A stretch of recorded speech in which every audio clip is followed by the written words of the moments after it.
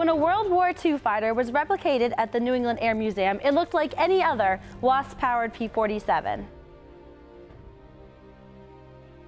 But there was one exception. The name Norma was painted on its side. Tracking down the aircraft's pilot was the only way to answer one burning question. Who was the real-life Norma? The year was 1944. Army Lieutenant Brad Mull was a P-47 pilot stationed in Italy during World War II. Just 3 years out of high school, Mull was an unconventional choice for the 57th Fighter Group. He was scrappy and afraid of heights, so much so that he refused to climb a 6-foot ladder.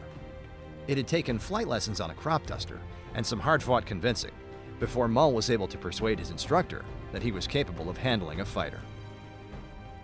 One night, Mull went to a dance for U.S. military personnel, where a fellow pilot offered him his date.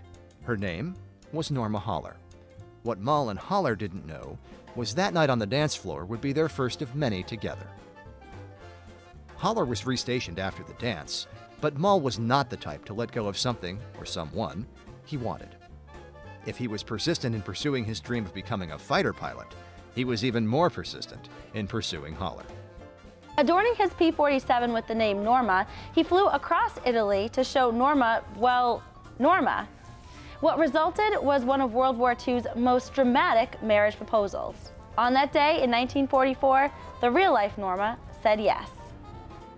But one mission stood in the way of the wedding: a cleanup operation to blast bridges where German soldiers were stationed in northern Italy. The mission was successful, but it was the return trip that proved to be the greater challenge. Mull's fuel supply depleted on the flight home. If it weren't for a radio operator telling him when to turn left and when to turn right, he may never have made it back to the base and to Haller.